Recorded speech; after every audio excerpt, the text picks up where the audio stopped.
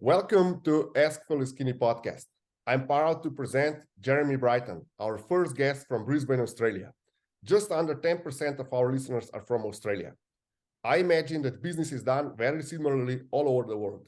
However, I'm certain Australians do some things differently. Let me start by reading Jeremy's LinkedIn description. Many people wish to make a fortune without realizing that fortune does not just mean money. Your fortune also refers to destiny or lifestyle. Similarly, the words rich and wealth can refer not only to money, but can refer to qualities of health, happiness, and relationship. Don't be so busy making money that you forget to create your healthy, happy, and rewarding life. Jeremy, please share your life story with our listeners. Let us know how you became so successful and how you managed to stay grounded despite the success. The answer to both questions is by making lots of mistakes, Peter. I didn't have a magic wand. I didn't have a multi-million-dollar mentor who, or rich parents or anything like that who handed me everything. I made a lot of mistakes, and I learned from those mistakes. And I stay humble by remembering, no matter where I am or what I'm doing today, that I've been homeless a couple of times. I've been almost bankrupt a couple of times. And I've thankfully learned from those experiences. But as we've seen, particularly in the stock market and the crypto markets in the last 12 months, that one false step and you can ruin, one false step and you can lose your empire and that sort of stuff. There's plenty of stories of people who just made one bad decision and whether in their personal life or their professional life, and lost everything. So it's a long, hard walk up, and it's a very quick ride down if you don't actually keep a handle on things. And I've made lots of mistakes in business. My first business that I launched when I was 19, that went broke after 6 months because I literally didn't know what I was doing. I thought I was clever at school, but the things they teach you in school don't necessarily translate into the real world. And many people can remember, learning algebra and geography and things at school. And, I don't know, I can't even remember the sines and the cosines and the tangents and things like that. But then when you get out into the real world, you go, I don't know how to balance a checkbook. I don't know how to start a business. I don't know how to prepare my taxes. I don't know anything about the stock market or the property market or the bond market. So these things you either have to find a really good mentor or you learn by trial and error. And at first I learned by trial and error. As I say, went broke after 6 months, moved into my parents' garage, started waiting tables at night and saving up my money, and then found another business opportunity. And I launched another business when I was 21, 22.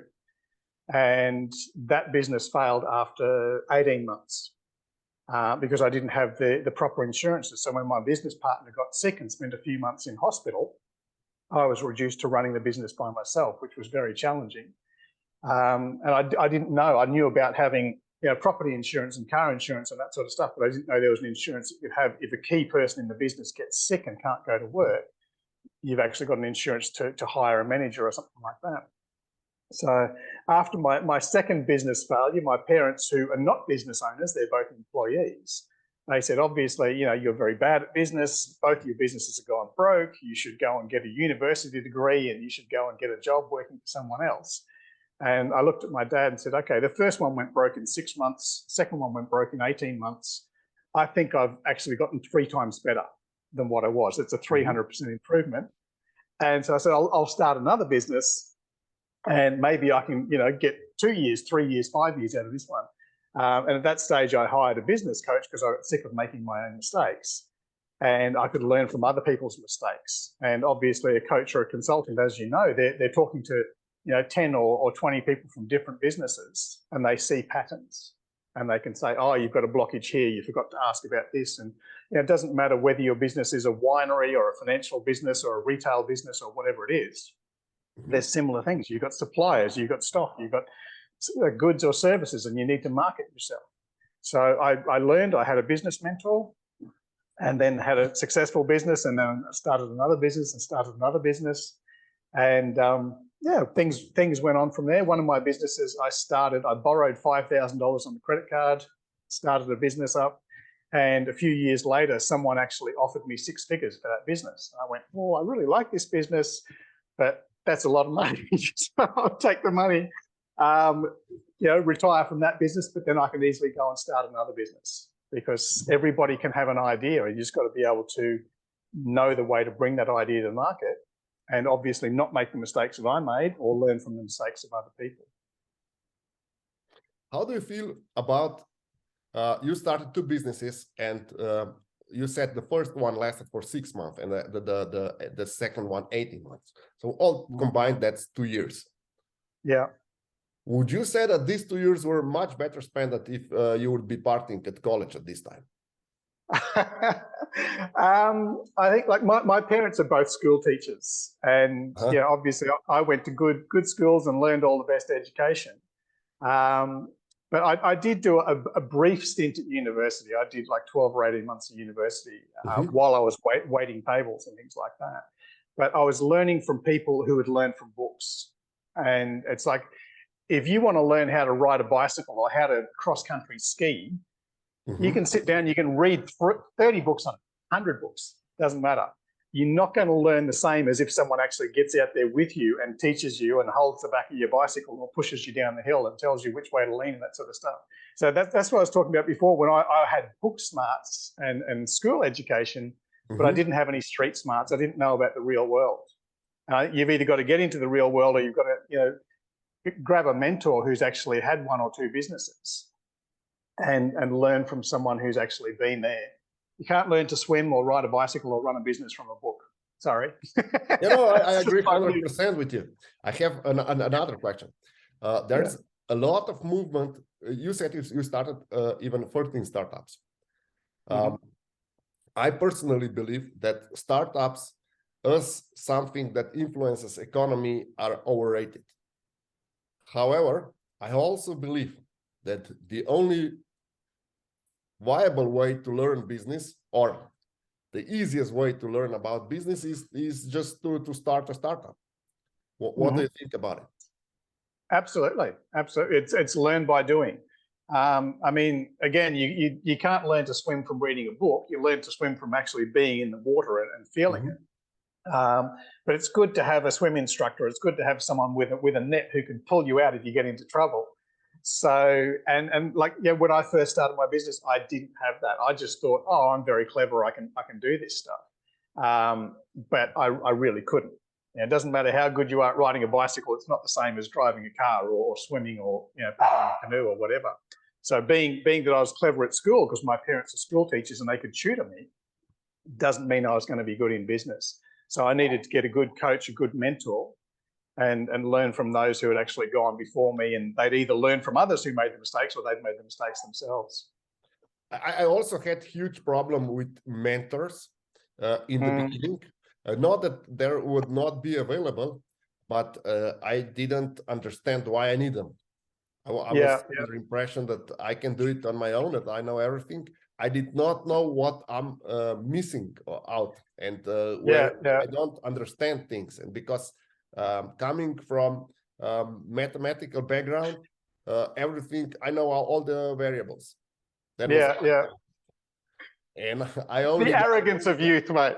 Excuse me. That's the arrogance of youth. I know everything. I can do everything. Yeah. That was for me in the beginning. That was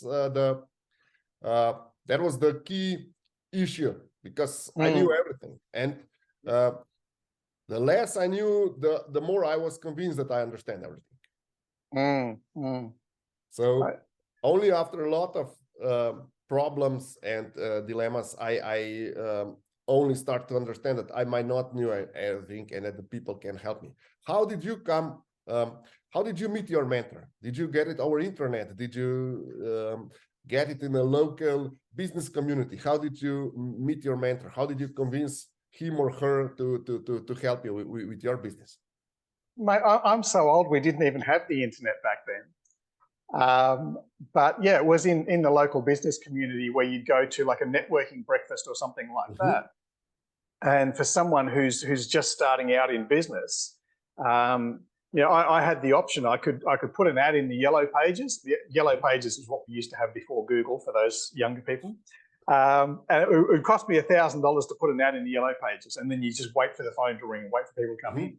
But, you know, I didn't know many people in business, and there was the option of, instead of paying $1,000 for the Yellow Pages ad and waiting for the phone to ring, I could pay $1,000 for the year, and you get to go to these breakfast meetings and meet, you know, 20, 30 other people in the local business community. So whether it's BNI or Rotary Club or whatever's in your area, you network with other business owners. And the interesting thing is, like, I had a financial planning business, but I could learn from the plumber. I could learn from the electrician. I could learn from the real estate agent, because businesses have similar things. And when you're having breakfast with a group of guys every week, you know, you start to form relationships with them. You start to chat about other things, not just business. You start to chat about family and things that are actually really important. And then, you know, like if I need a plumber because my shower's leaking or my toilet explodes in the middle of the night, I know a guy who I like and I trust. I've been dealing with him. I've been seeing him every week for the last 7 weeks. And then obviously he's going to trust me more than just picking an ad off Google or out of the Yellow Pages. And because I was a bit younger, some of these guys had been in business for 20 or 30 years. And I could say, oh, look, this person hasn't paid my invoice. What do I do? And they'd say, oh, this is what I do. And even though it was a plumbing business or something unrelated, they still had good bits of advice. And you just sort of gravitate towards the people who help you the most, and hopefully you can help them as well. So do you believe that your income is basically an average of the 5 people that you hang up with? I've heard that a lot. I haven't done the homework, but I imagine it's probably true to a degree. Yeah. Yeah. And also, have you calculated how much, because sorry, the coaching, there's some expenses usually with the coach. How much did so what's the return on investment on a coach? Did you ever calculate this? Well, the coach that I first took on, he said he was going to make me 3 times as much money as what I spent on him. And I thought, well, that's pretty good. If we get to the end of the year, and I can't even remember what I paid this guy, it might have been $10,000 for the year or something like that. It was supposed to add an extra bit to my business. But in those years when I had a coach working with me, I think the first year I doubled my income. And then the second year I doubled it again, and the third year I doubled it again. And I went, okay, this is pretty good. You know, sometimes you like make 20 times your investment if you've got a good person, a coach or a consultant working with you. Okay, so as far as coaching is concerned, because you're also the coach, my biggest frustration in coaching is so-called good advice that my client just can't take. Okay, let's say I propose him, you should insure this business or something like that, and they just don't do it. They said, oh, no, I don't need to, I know the guy, and then they fail. Yep. How do you deal with this frustration if the client does not does not utilize your advice? How do you deal with that? Yeah, I mean, you don't take it personally, because you imagine, like, if you're a personal trainer at the gym, and let's face it, the human body hasn't changed for thousands of years. It's pretty well the same thing. If you want to get big, you got to lift more heavy things. And if you want to get smaller, you got to eat less and do more activity. So the personal trainer is pretty well, you know, obviously it's tailored to each person depending on how old they are and that sort of stuff. Not everybody wants to be Arnold Schwarzenegger. You know, not everybody wants to be Miss Universe. But for those who do, they listen and they take the advice of the personal trainer, but some people don't. Some people join the gym and they don't even go to the gym. And the gym doesn't take it personally. I mean, after I sold one of my businesses, when that guy made me a 6-figure offer, and I was like, hey, yeah, I basically retired then. I said, okay, look, I don't want to do business anymore. I'm just going to go and live in Bali for a couple of years. And I had people contacting me and saying, how did you sell your business? Well, what do you mean? You just put an ad on the internet and people buy things. Like you sell a car, you sell a house, you sell whatever. But most of the people who were contacting me, no one wanted to buy their business because they didn't have any systems and procedures in place. So, you know, if you started a business and you're the mechanic who's fixing all the cars and no one else knows how to fix the cars, no one's going to buy that business from you. But because I had systems and procedures in my business, other people could actually take it over very, very quickly. So I got to sell my business, and other people contacted me and saying, how did you do that? How did you do that? So I started this little coaching practice informally. And when people asked me, I would tell them, and then they'd go away and they'd do it or they'd not do it.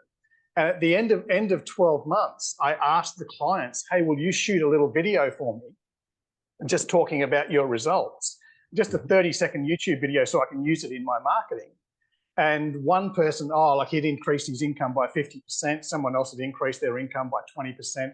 One guy had increased his income by 700%. Okay. And I was like, holy cow. Like, he was making good money before. Like, he's a bloke, his wife wasn't working because they had 5 kids. And, he was making good money to support the family. And then he increased his income by 700%. And I was like, holy cow, I've never done that. In my business, I've never increased my income by that much. I thought I was doing good when I doubled it. And I phoned him and said, how the hell did you do that? Because I can't do that. He said, well, I just did everything that you told me to do. And I went, but how come other people didn't do it? And he said, because they didn't do all the things. Like, you told me 12 things, I did all 12 things. And the other people, you told them 12 things, they did 8 things, or they did 6 things. And I said, well, how come you did all the 12 things? He said, because I was paying you for the advice, and I'd be an idiot if I was paying for the advice and I didn't take the advice. And I just went, okay. Like, if you're paying the personal trainer and they say do 10 push-ups and you only do 5, that's pretty silly. This guy just took it to the extreme, and using my methods, he had much better results than I did or any of my other clients, because he just did it absolutely to the letter. Okay, well, I can't take that personally. Some people run with it, some people don't. Would you agree with the statement that those who pay attention? Yes, absolutely. And I've done that because I didn't need the money when I was coaching people, and I'd take a lot of people on and say, I'm going to help you out because you're new in business, or because you can't afford it, or you've just gone through a divorce or whatever. And I would just help them out, and I'd say, do this, do this, do this. And I'd see them the next month and they hadn't done it. Okay. And I think because they got the advice for free, they didn't value it. If you charged them $100, they would go and do it. Yeah, definitely. I have similar experience. I always charge at least a minimum fee, but there needs to be money transactions so that they understand that they're purchasing it, that it's not something that they can Google for free. Yeah. When I was living in Bali, I had one of my clients who was going through some hard times and really didn't have enough money. I said, look, I'm going to charge you $100 a week. And she's like, oh, I can't afford that. And I said, well, how about $100 a month, just so there's something there? And she's like, I can't afford that.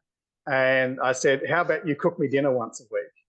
And she went, oh yeah, I could probably do that. And as it turned out, like, she didn't have the time to cook me dinner, but she would actually pay for my dinner once a week. I would have, and it was just an energy exchange. It wasn't a lot of money, because in Bali, as you know, you can have a main meal for like $10, and even less than that. But because there was an energy exchange, she valued what she was giving out, she valued what she got back, and her business has dramatically increased since then. So let's stay with the energy exchange. My biggest concern as a coach is that people would like to just make everything automatic and outsource everything to bots. What do you think? Will artificial intelligence ever be able to substitute the coach that does it in person? I think artificial intelligence, like computers can do something very, very fast. If you ask it to add up numbers, it can do it multiple times faster than a human being can do it. But it doesn't understand. It doesn't comprehend that the figures need to be this or that or something else. And so it's the old thing, garbage in, garbage out. If you have one of the numbers where you've forgotten a decimal point, it's going to throw everything out on your spreadsheet. And I think, even I've seen in the last week that there's someone, I believe it's in Europe, where someone's actually defending themselves in court, but they're using the AI chatbot. Yeah. Because the AI chatbot can read through every single precedent of every legal case and can tell you what the outcome was. But it doesn't know whether it's right. It doesn't know whether it's wrong. It can't examine the ethical impact or the environmental impact of what actually happened. It can just tell you what happened. So I think, in some sort of minor things, yeah, absolutely. Like you get a robot vacuum cleaner to clean your floors, or a robot to turn off the lights in your house and that sort of stuff.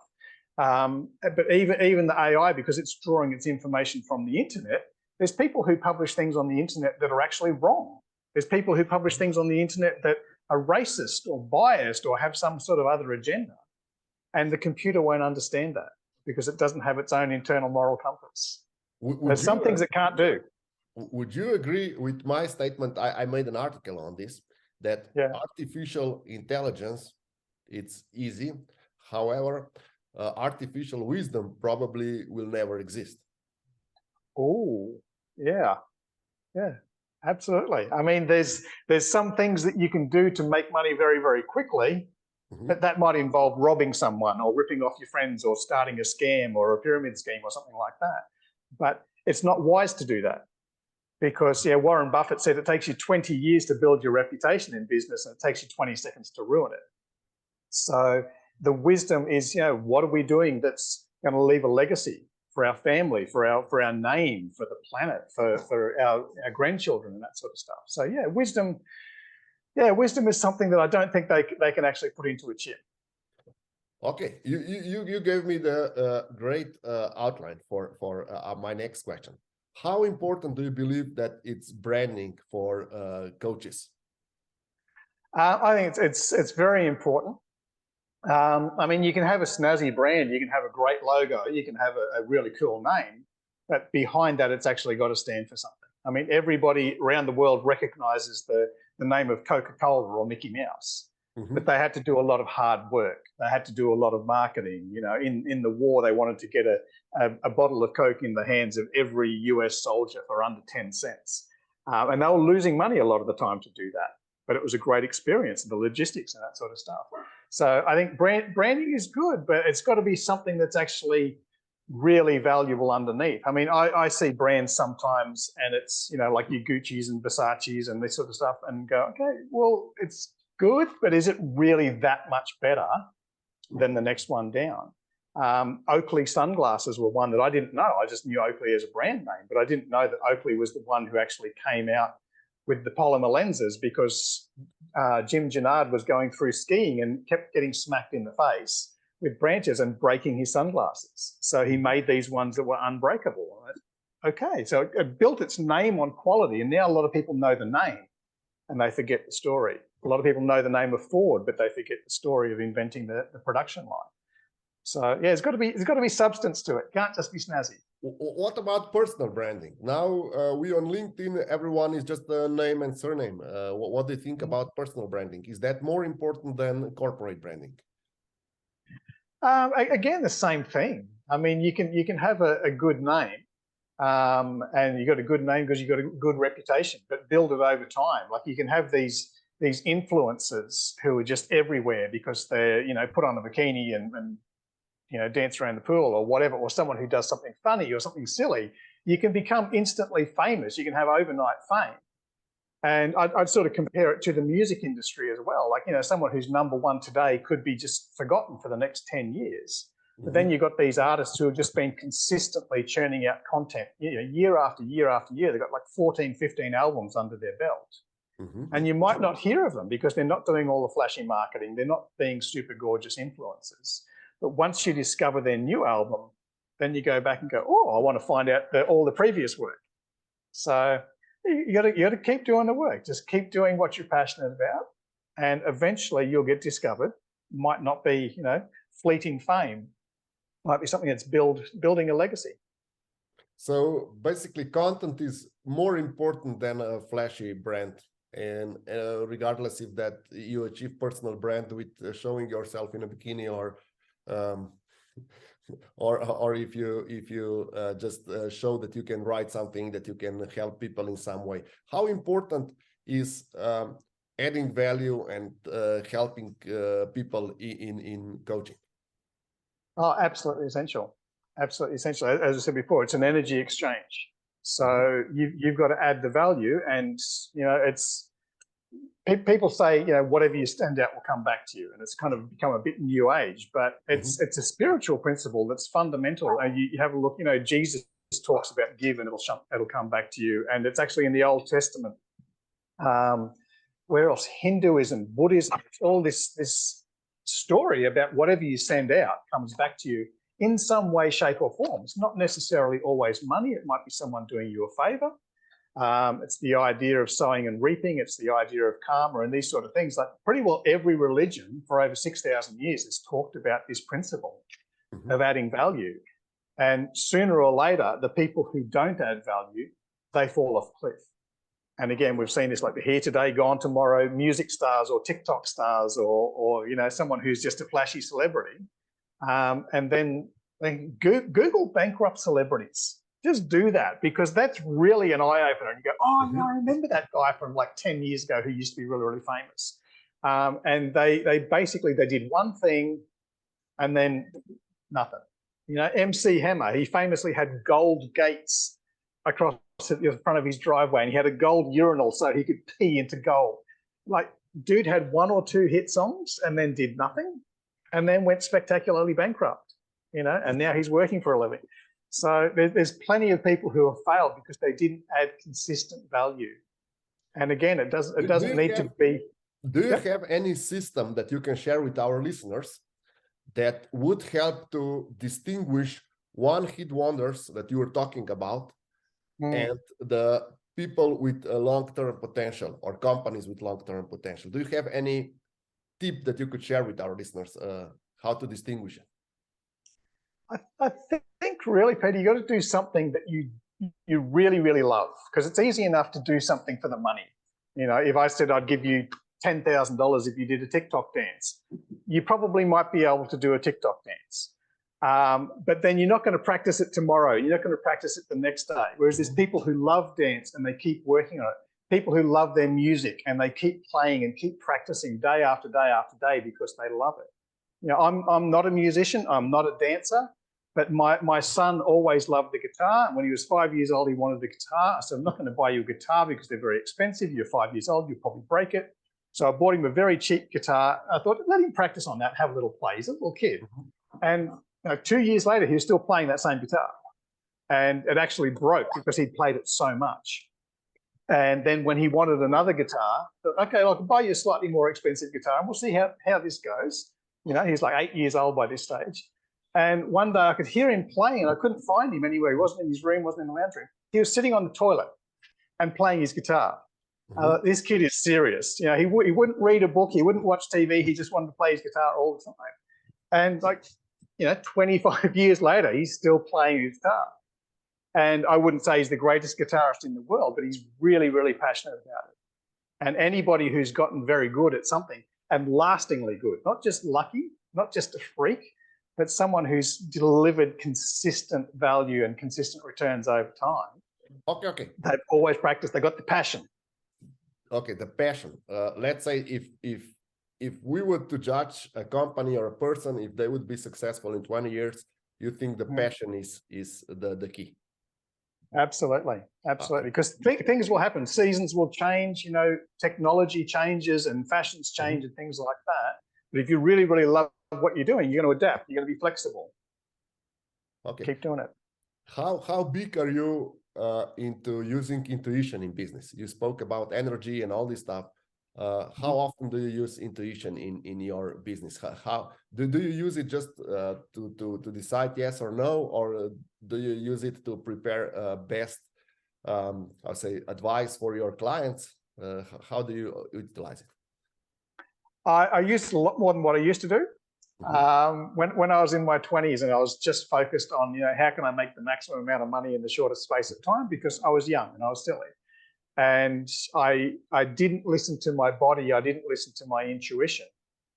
And there were some things where I might have made a mistake, or I made a lot of money, but the money didn't last and it was gone 6 months later. So, you know, having gone through poor health because I was working too much, I've started to listen to my body more, because, you know, I used to get sick and I'd still go to work. And I'd have a sprain or a strain or sore neck or something, and I'd still go to work because I need to make the money, And eventually the body's just like, no, you got to take a break and I'm going to make you.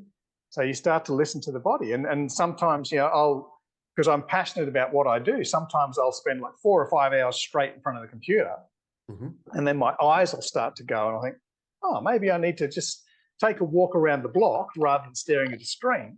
And you take a walk around the block and the brain relaxes and you start to feel part of nature and you start to feel part of your body again.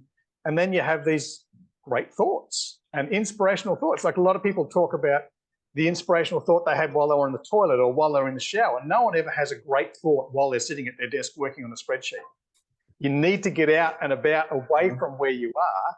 And that's where the inspiration, that's where the intuition kicks in, when you're just in your body and you're not thinking about anything.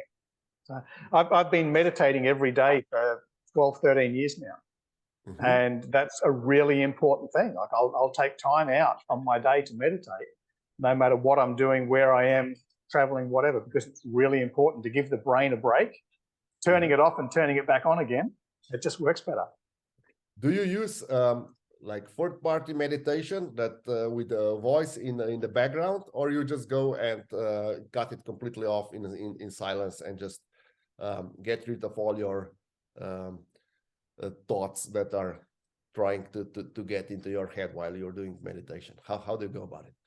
Most of the time now, probably 90% of the time now, I do it in silence. But when I was first learning, I needed the voice because otherwise I'd be thinking about stuff, I'd be getting distracted.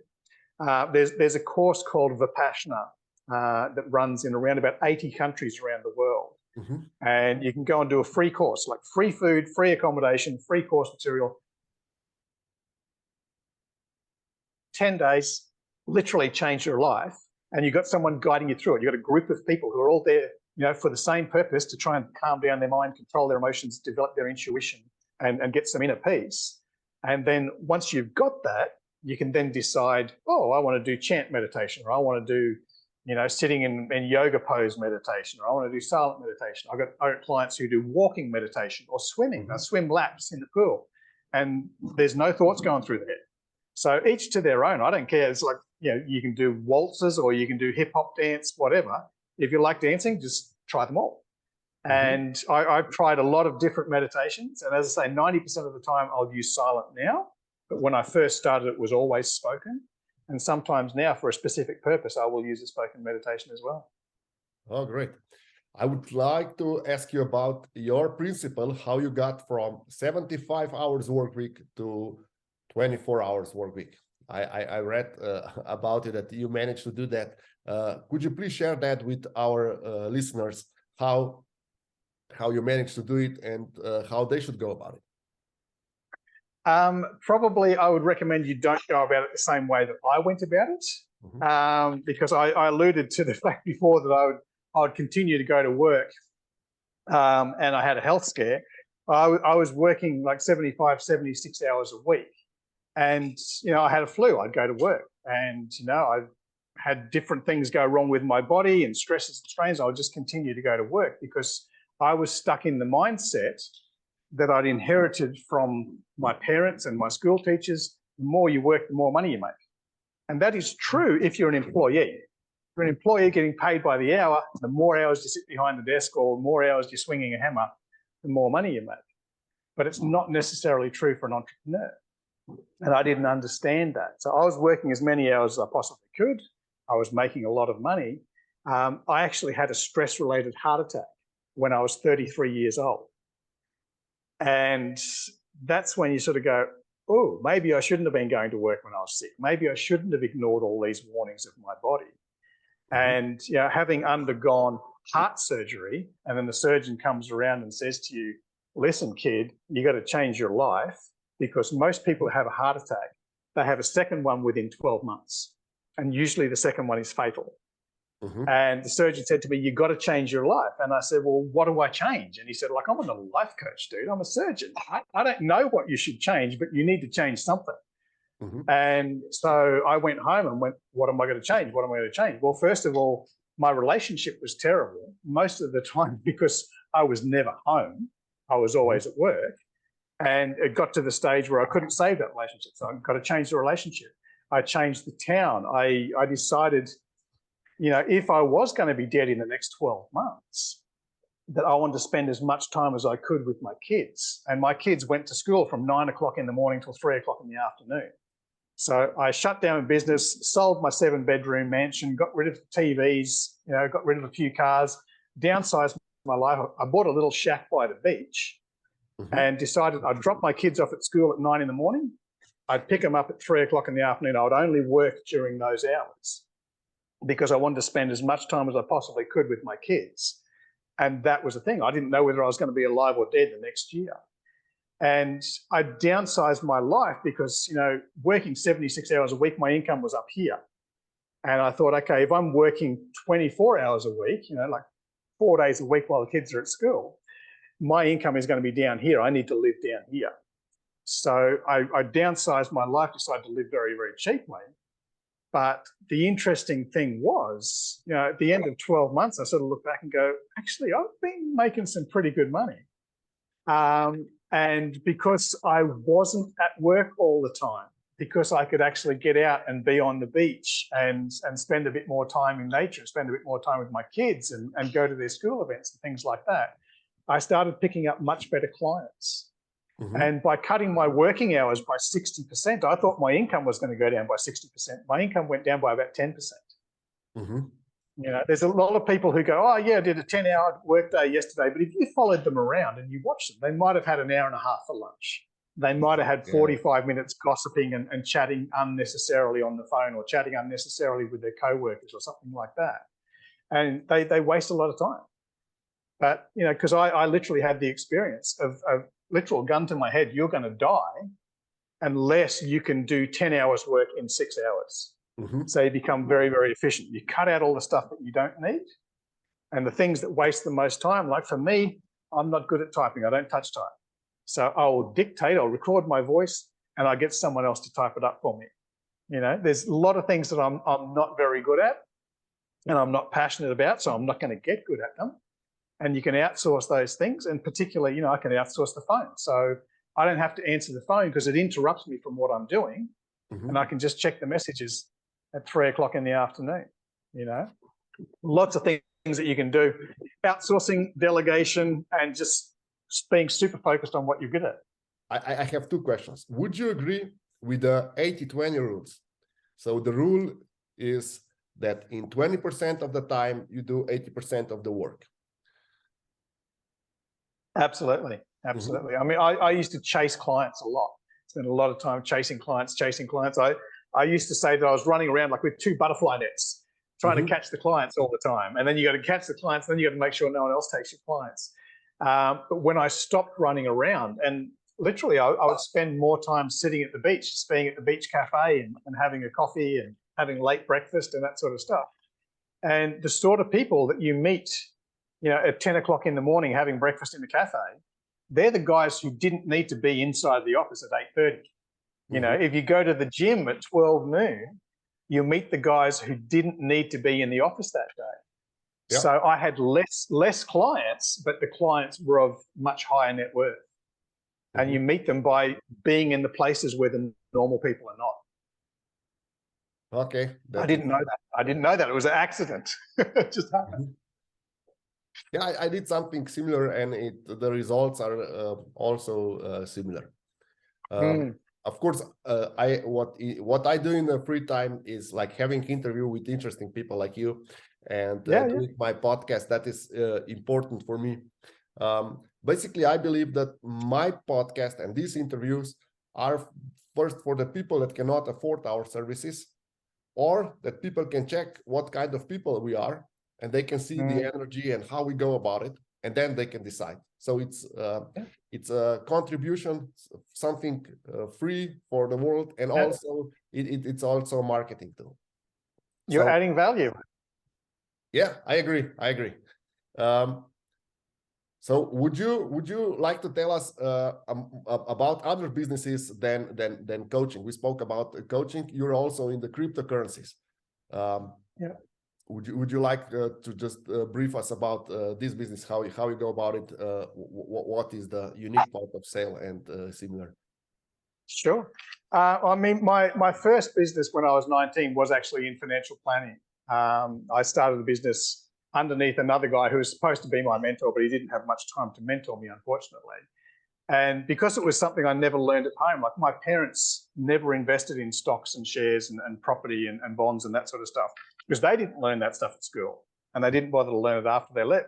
So when I discovered that whole world, I go, oh, that's really amazing. I wanted to learn as much as I could. I wanted to understand what they were talking about on the news when they give the economic updates. And I would learn it, and then I would teach other people, oh, I learned this amazing thing today. You're never going to believe what this acronym stands for.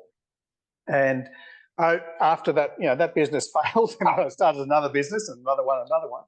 And I ended up with six financial planning businesses. Mm-hmm. And then after I sold the last financial planning business, when I cleared off to Bali for a couple of years, and when I'm out of that, I'm just going to take a rest. And someone introduced me to cryptocurrency, and I sort of looked at it and went, oh, this is kind of like a little tiny stock market. Bitcoin might be the gold markets, and Ethereum might be the silver markets or the oil markets, and these other ones are like stocks and shares that they talk about, the All Ords or the Dow Jones or the Nikkei Dow or whatever. And you can look at these companies and see what they did. And some people were making a lot of money out of it, but a lot of the time it was luck. And I found by doing the research, I could actually make more money than the average person, because I was used to researching stocks. That researching crypto was pretty easy for me. And then I was making more money than the average person because I was following the science rather than just dumb luck. And then other people said, oh, can you show me how to do that? I said, sure. It's like 4 steps, takes you 5 minutes, easy as. And I showed a few people, but some of the people were lawyers, some of the people were doctors, some of the people were financial planners. And they go, oh, that's really good, but I don't have time to do that. Because sure, it only takes 5 minutes, but I've got to have that 5 minutes multiple times a day. And I go, okay. And so it was actually one of the clients who was a financial planner who I used to work with many, many years ago. And he said, will you do it for me? And I'm like, oh, like I do it for my mum, I do it for my dad, I do it for my partner. But doing it for a friend is different, different to family. And I'd feel very bad if I took my friend's money and accidentally lost it because I didn't do the research the right way. And he kept badgering me. And so said, okay, the only way I would actually look after your money is if we had a proper legal structure, like a mutual fund. Most people are familiar with BlackRock, Fidelity, Vanguard, these kind of stuff. You put in your money, someone else puts in their money, and the fund manager buys a whole bunch of different stocks and shares, and then actually runs it for you. So we decided to do that. There was no mutual funds for cryptocurrency when we started back in 2016. We were the first one in the world to do a crypto mutual fund. And we had to find out how to do it because no one had ever done it before. And we ran it on a small scale. There was only 6 or 8 of us in the first fund. And we said, we'll run it for a while. We'll run it for a year or 2. If it goes well, we'll tell other people. If it doesn't go well, we'll just not tell anybody. And we managed to outperform Bitcoin every year for 2 years. And then the next year, and the next year, and next year. So now we've outperformed Bitcoin for 7 years in a row. And people go, oh my God, how do you do that? It's like, it's pretty easy. It's just diversification. When consumer staples go down, maybe the bond market goes up. When airline stocks go down, groceries go up. It's just the idea of having your eggs in different baskets, but we're doing it with crypto instead of with stocks. Okay, great. So you're adding value again. It's not just crypto exchange or something like that. You're helping your clients get the best out with. Basically, they are outsourcing it to you, if I understand correctly. Yeah, absolutely. For the people who don't have time, because they'd rather be spending time with their family or spending time at work or whatever they're doing. But the funny thing is, we started off by teaching people. And we've still got the website where we actually teach you how to do it. So if you want to do what I do, running the $1 billion hedge fund, you can do it yourself. And we allow people to do that. And we continue to update that website every like 2 or 3 weeks with this is what we're doing. This is how we chose this one. This is how you can do it. So for people who do have the time and they want to learn, they can go and do it. I mean, when I was 19 years old, I read the car manual. And I changed my own oil and I checked my own spark plugs and I adjusted the timing chain because I had no money, but also I had plenty of free time when I was 19. But, I'm a little bit older than that now and I've got more things to be concerned with. So even though I know how to do it, I don't want to do it. And it's quicker for the mechanic to do it than it is for me to do it. He'll take 20 minutes, it'll take me an hour and a half. So again, outsourcing the stuff when it's better value there, and it's better value for me to save an hour of my time and go and do something productive. But we actually teach people how to do it for free. We give away the secrets. We teach you, here's the ingredients of the cake, but if you don't have time to bake it, then we'll bake it for you. Yeah, great. I would like to wrap up with one more question, if you agree. Would you agree that there are only 3 things for business people to consider if they want to have more time? One is automatization, the second one is optimization, and the third one is outsourcing. Okay. Yeah, automation. I think there's a lot of things that can be done. You know, I mean, even booking this appointment today, you know, we click on, it opens in your time zone and my time zone, so you don't have to be calling, are you free at this time? Automation is very good up to a point, obviously, with artificial intelligence. Delegation, I'm absolutely a big one for delegation. That's something that I had to learn because I didn't know how to do it, and getting other people to do things that they are better at or faster at or cheaper at. So like right now, while we're having this interview, I've got someone in Fiji who's answering the phone for me. I've got someone in India who's working on the website. I've got someone in Bali who's checking the records from our cryptos from 2017 to see if they can find the thing that I couldn't find when I went looking for it this morning. So, and all of those people, they work from home, they love their life, you know, they get paid in their local currency, they can get paid in cryptocurrency. And I've got more time to spend with you and add value with you, because I think that's a better use of my time right now, rather than going digging back through the spreadsheets. So optimization, I guess, I'm not sure how you do that, coaching or lots of practice. But definitely the outsourcing, you know, delegation, automation, absolutely a fan of those ones. Thank you very much for all the insights and all the let's say hands-on advices and sharing your experience to our audience. I will share all your details and how they can approach your business or get in touch with you in the description. And thank you again. Fantastic. Thanks, Peter. Thanks for having me on the show. Yeah.